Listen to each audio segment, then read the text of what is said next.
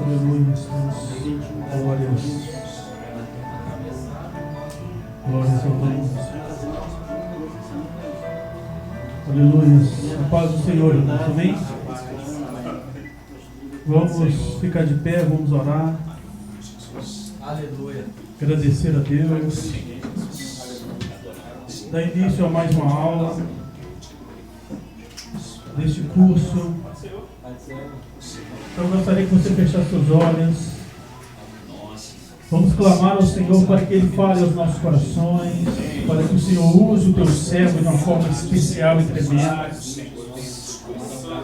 Pai amado, bendito Deus, nós queremos te agradecer, Senhor, pela tua presença. Queremos te dar graças nessa noite, Senhor, neste curso. Cubra o professor com teu sangue, Senhor, use de uma forma especial para os nossos corações, para falar aos nossos corações nessa noite, Senhor. Precisamos ouvir a tua voz, aprender a tua palavra, Senhor. Há homens, há mulheres neste lugar, Senhor, que precisamos aprender de ti, Senhor. Como é maravilhoso poder, Deus, receber mais de ti. A obra completa de Cristo. Tenha liberdade, Espírito Santo, nesta noite, para a honra e para a glória do teu nome. Amém e amém. Podeis se assentar. Eu vou falar rapidamente enquanto o professor pode tomando lugar aí no... Hoje nós vamos falar sobre salvação. Aula 7. Deveria ter sido a aula da semana passada, mas será a aula 7. Quando nós falamos de salvação, primeiramente eu gostaria de deixar algo claro para os irmãos.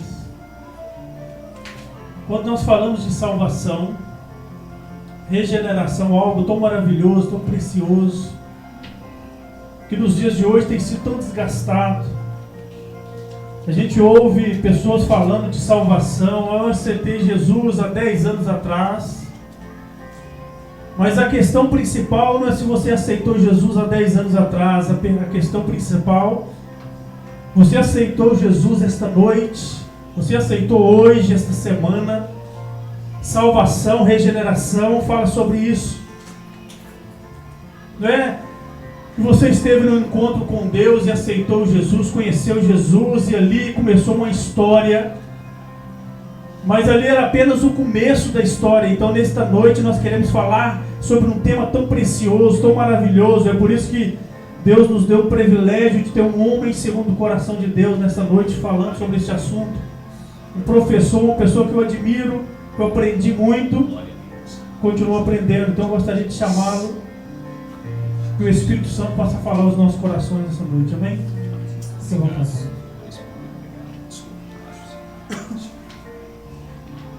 Gente, eu quero saudar a todos com a paz do Senhor, amém? Amém. Aleluia. Meu nome é Charles, eu sou diácono da Igreja Batista e tem mais ou menos 14 anos que eu estou envolvido com o Ministério da Palavra. Desde quando eu fui elevado ao diaconato, eu já atuo com o Ministério da Palavra. E eu sempre primei por essa questão da exatidão das Escrituras, de buscar, fazer pesquisa e de observar o texto bíblico, porque eu acho que o fundamento da nossa fé é isso, né? É termos o Espírito Santo de Deus habitando dentro de nós e nós observarmos a palavra. Amém? Tem alguém em desacordo com isso? Que a palavra de Deus ela é suficiente, ela é a nossa regra, o nosso mandamento de fé, determinado pelo Senhor Jesus, para que nós pudéssemos observar. E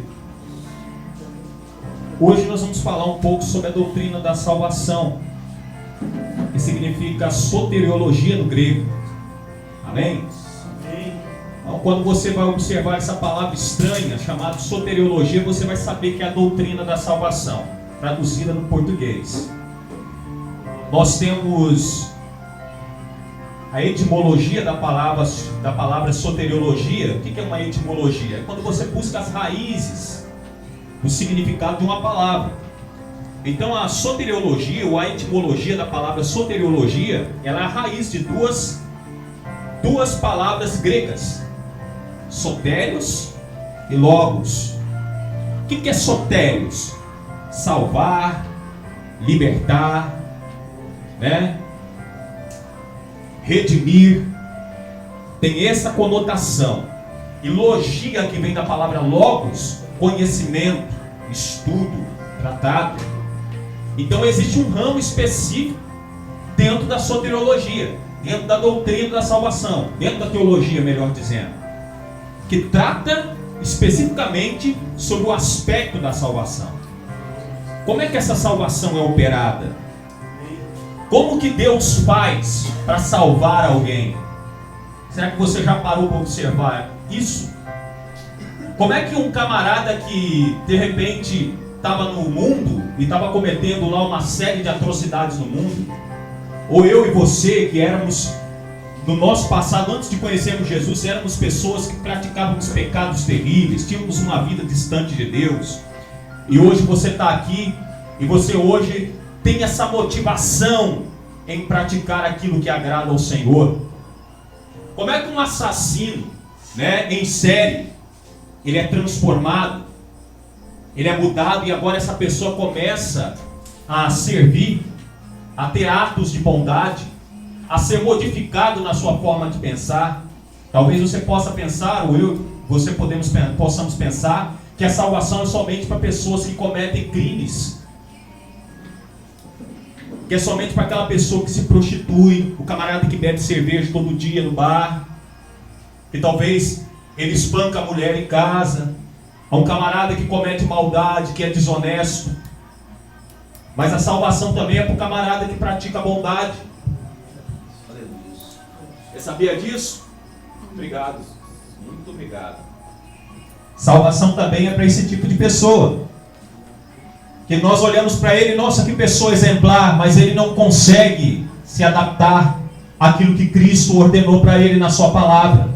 Ele não sente o desejo de se batizar, ele não sente o desejo de se arrepender de nada, porque afinal de contas você olha para o aspecto externo daquela pessoa, nossa, que pessoa exemplar, mas ela é católica ainda, está na igreja, está no catolicismo, mas olha só que exemplo de pessoa, ele é muito melhor do que muita gente que está lá dentro da igreja. Você já ouviu muitas pessoas falarem isso? Né? Então há essas comparações. Por quê? Talvez aos olhos humanos alguém pode olhar para aquela pessoa e considerar, pô, esse fulano é salvo, enquanto aquele camarada que é rebelde dentro da igreja, ele não é salvo. Como é que é isso aí? Né? Então a gente vai trazer isso aqui à luz hoje dentro da palavra, para que fique esclarecido como é que é o processo de salvação de Deus na vida do homem. O que é salvar? Muita gente pode pensar que salvar é falar em língua estranha. Salvar, embora isso seja a manifestação dos dons espirituais, que eu também creio. Salvar talvez seja estar na igreja todo dia. Será que salvar é estar na igreja todo dia? Salvação é isso? Será que salvação é dar o dízimo? Será que salvação é gravar o livro da Bíblia, mentalizar o texto e decorar a Bíblia? Nós temos uma religião aí no mundo que decora o Alcorão inteiro, o judeu também. O judeu verdadeiro, ele é obrigado a decorar também o Torá sagrado. Será que isso torna ele salvo? Decorar o Pentateuco, os 5 livros de Moisés, a lei de Moisés, se torna alguém salvo?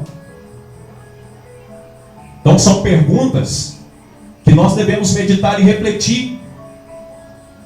Por que hoje o meio cristão evangélico está passando por uma crise? Se você vai observar hoje nas igrejas, você vai entrar dentro de uma igreja hoje, talvez até bem estruturada, que há um período, há 10 anos atrás, ela tinha uma quantidade boa de membros dentro da igreja.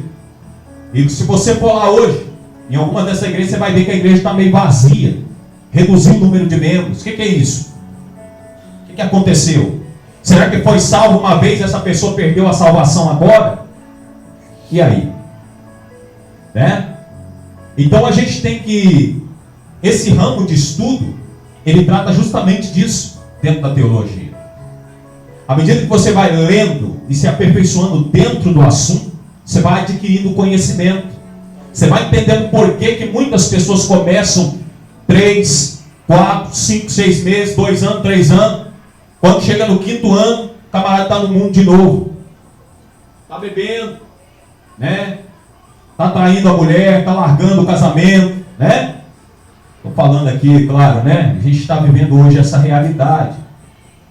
Mas por que as pessoas elas largam, abandonam o meio cristão, deixam de seguir o padrão daquilo que Deus estabeleceu, a promessa é para a salvação, e essa pessoa não pratica mais? Então hoje eu estou aqui trazendo essas questões para a gente discutir aqui hoje dentro do texto, e para que a gente possa entender e amadurecer o nosso conhecimento em Cristo Jesus nosso Senhor. Eu não sou o Senhor da palavra, tá?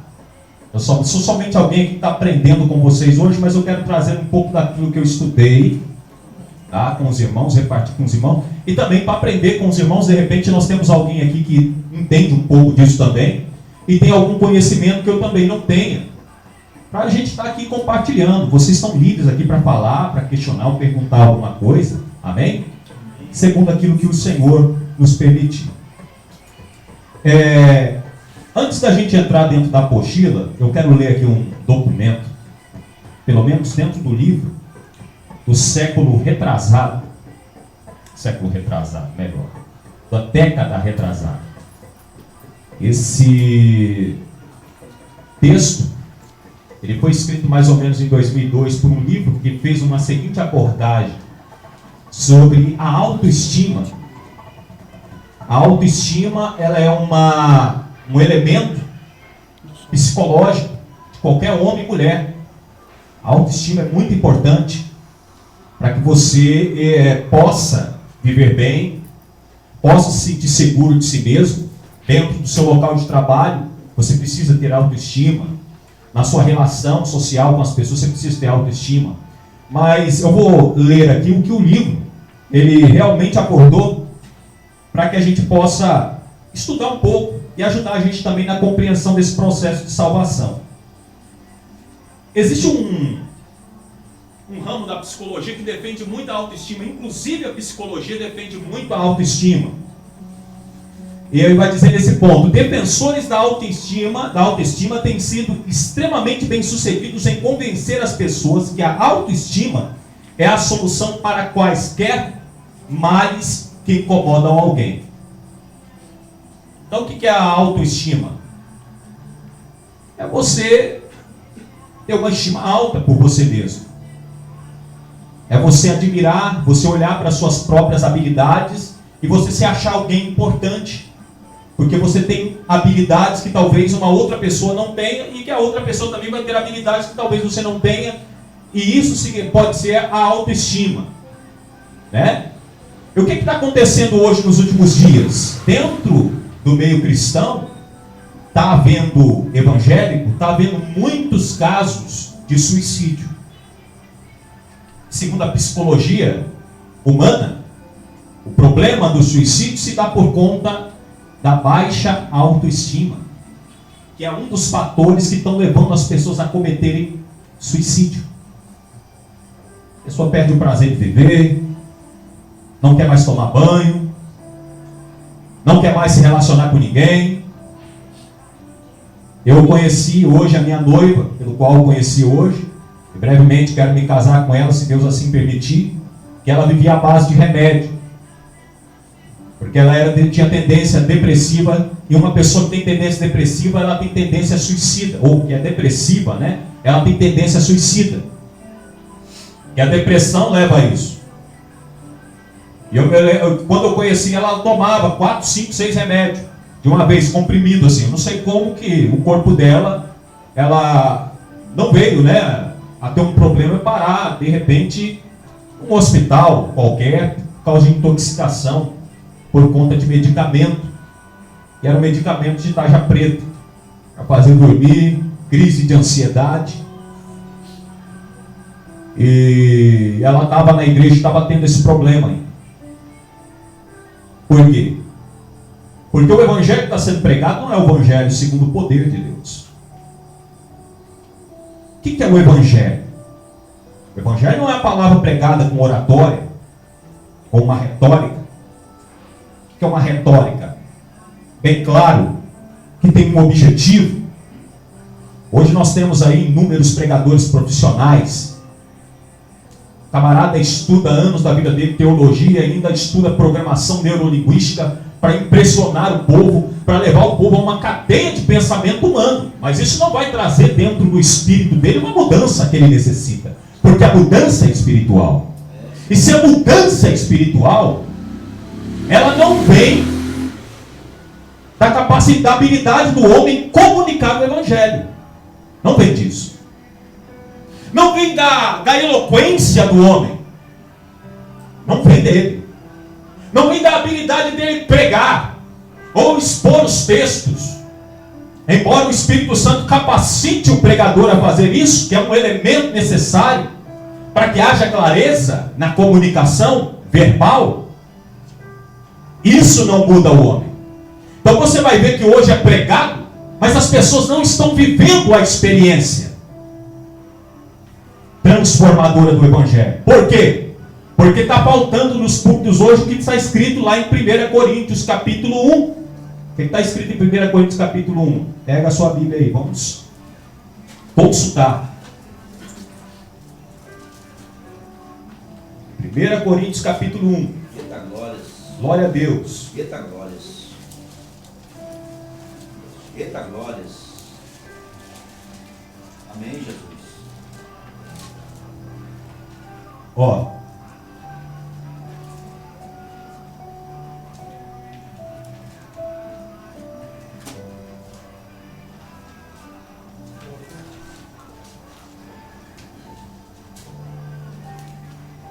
Versículo 21.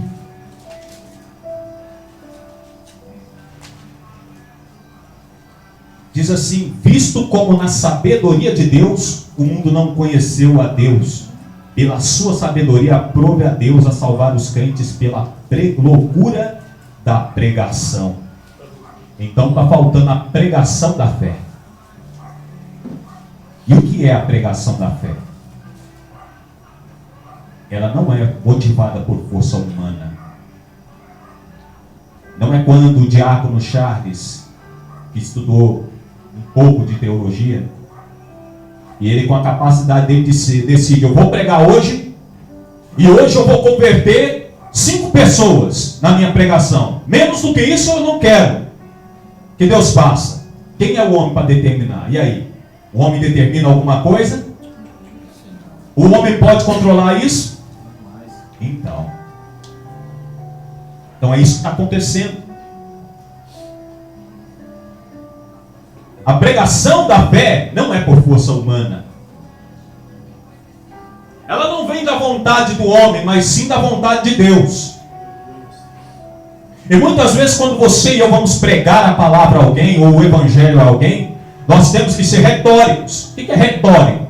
Ter uma reta, ter um objetivo conciso. Devemos planejar. É verdade que o processo de planejamento coopera com a obra do Senhor. Se você não colocar ao pecador que ele é perdido dentro da palavra e com a sabedoria do Espírito Santo, é claro, né? Sobre a virtude do Espírito, ele não vai entender que ele precisa ser salvo. Então, o processo não se dá pela força humana. Vem exclusivamente da dádiva e do poder divino, embora o homem participe no processo. Certo? Vamos lá. Abra em João capítulo 3, versículo 16 ao 18.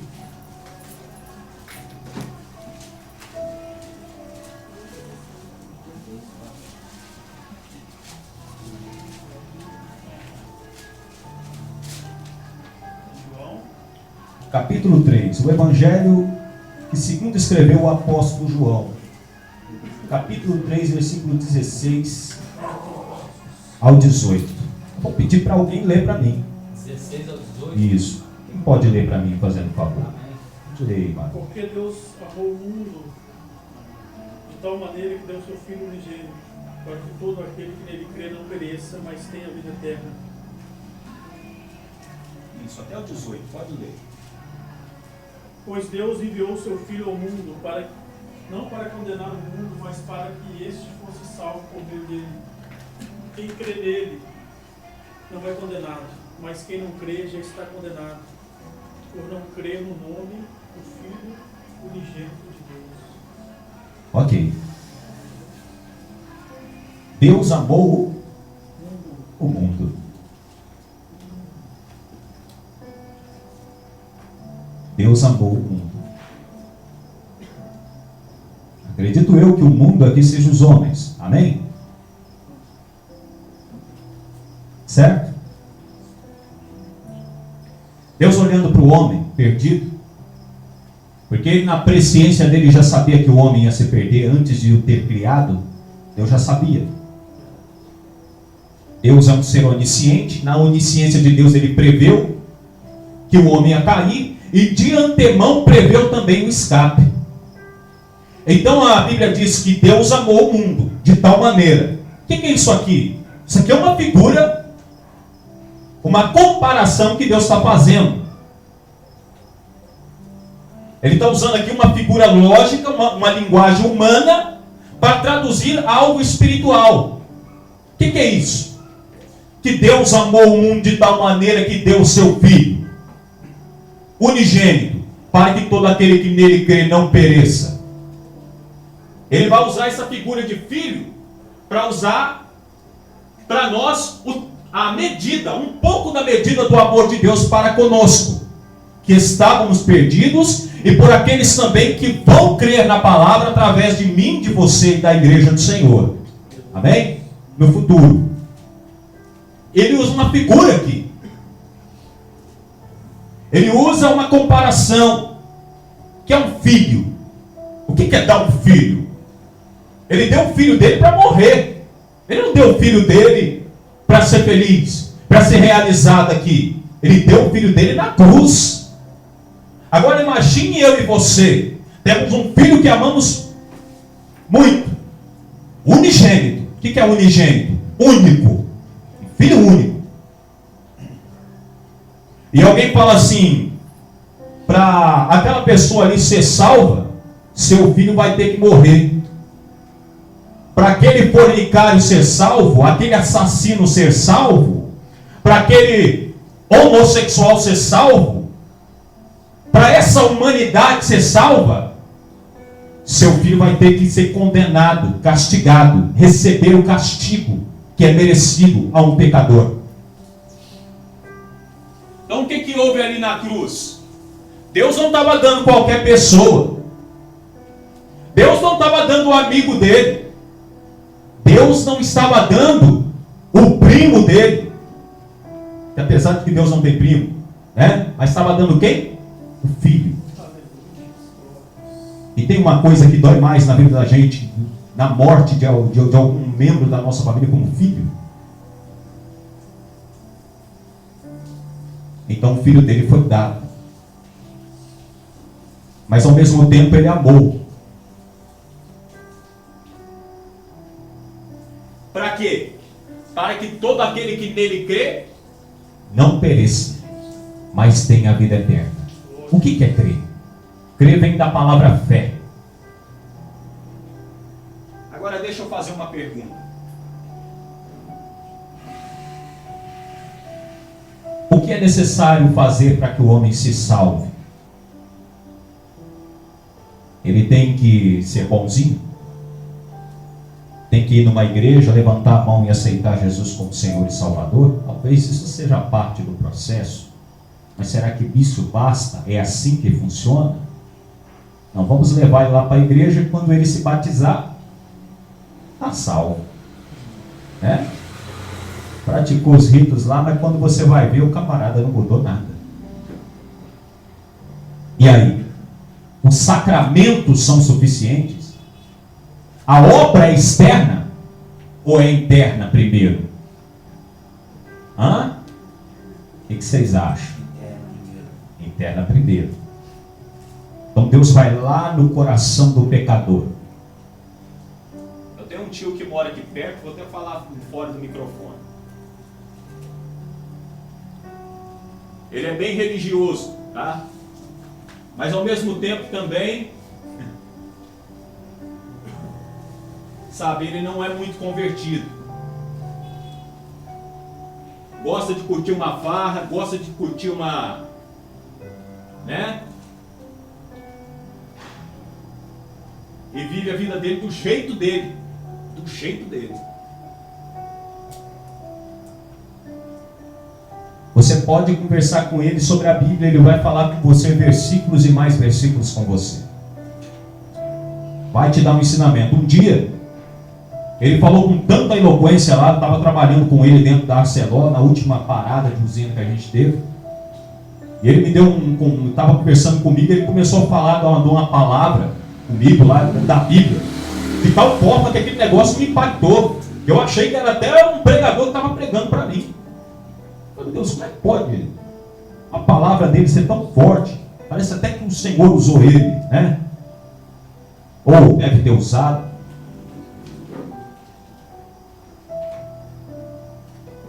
Mas quando você vai aplicar o Evangelho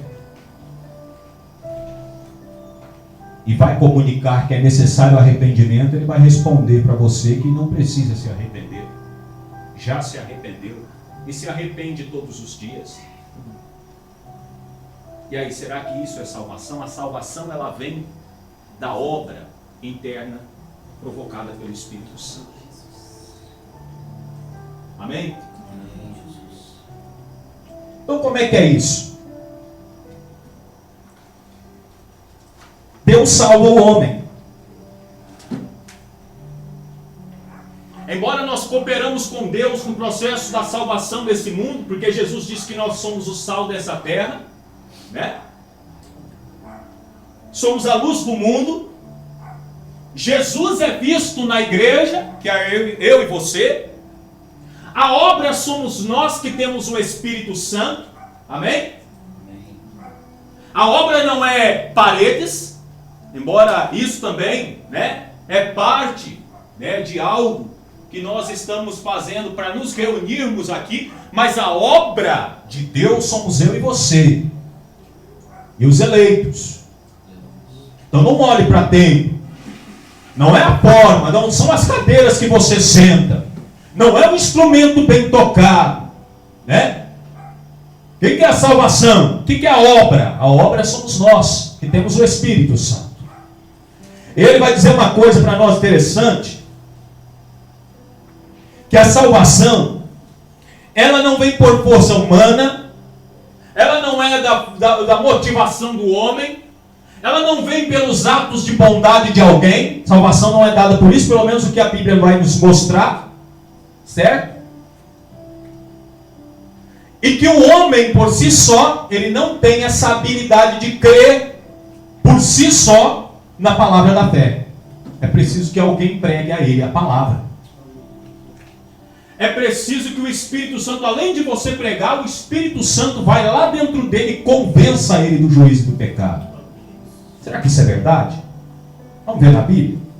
Abra aí João capítulo 16.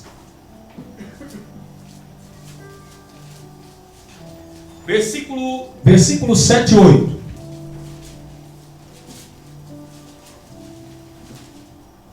Glória a Deus. Pode ler? Pode ler, irmão. Lê para nós, fazendo favor. Todavia digo-vos a verdade, que vos convém que eu vá, porque se eu não for, o Consolador não virá a vós, mas se eu for, enviar-vos-ei. E quando ele vier, convencerá o mundo do pecado, e da justiça e do juízo. Como é que é isso aí? Eu digo-vos. Quem é que está dizendo? Quem é que está dizendo? Jesus. Jesus está dizendo. E se Jesus está dizendo, quem somos nós para questionar, amém? Deixa eu só colocar no livro aqui, irmãos. Se Jesus está dizendo, quem somos nós para questionar? Ele diz o quê? Se eu não for, o Consolador. Quem é o Consolador aqui? O Espírito Santo.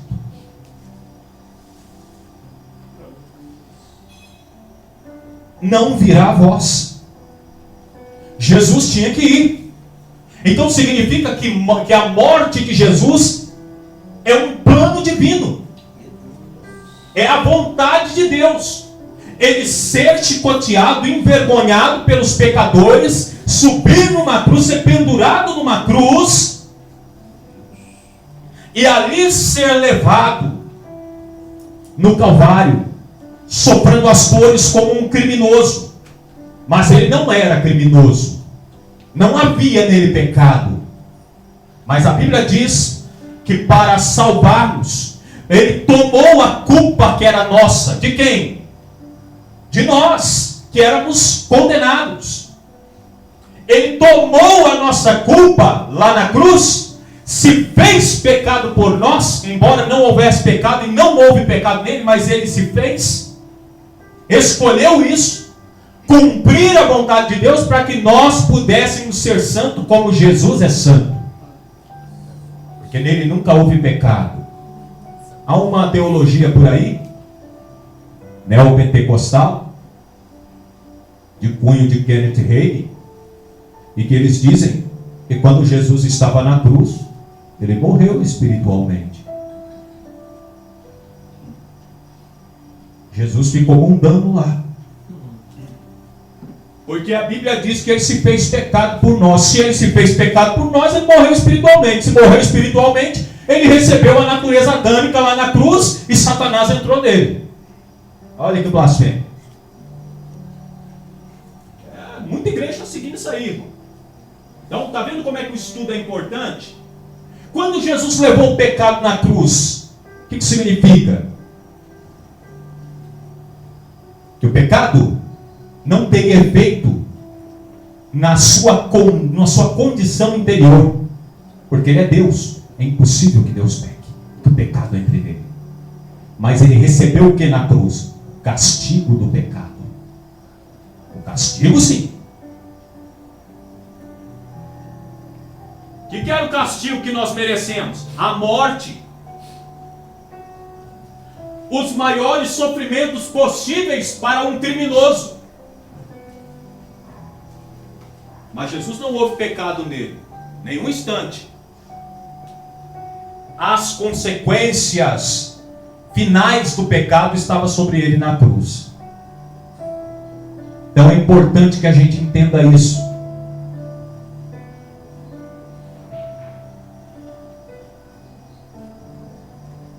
Vamos lá?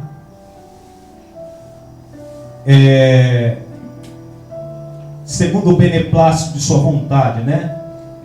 Efésios capítulo 1, versículo 4 ao 6. Agora nós vamos entender aqui um pouco de um processo pelo qual Deus ele realizou essa salvação. E é muito discutido no meio cristão evangélico hoje, né?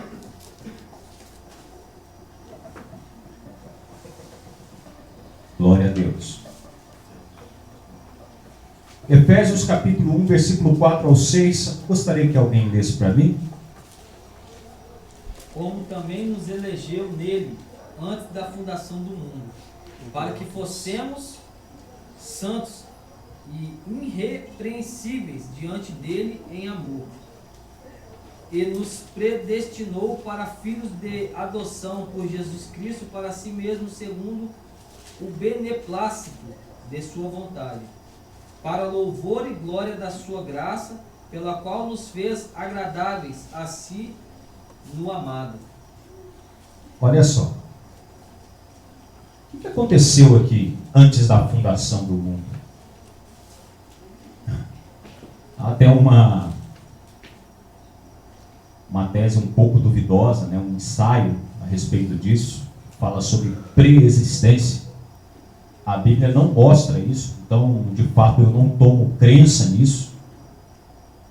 E eles falam que o homem antes, né? O homem já participava antes de ser criado de alguma forma, e depois ele veio aqui. Eu não acredito muito nisso, né? Mas ele fala que Deus lá de antemão ele já tinha visto. E como também nos elegeu antes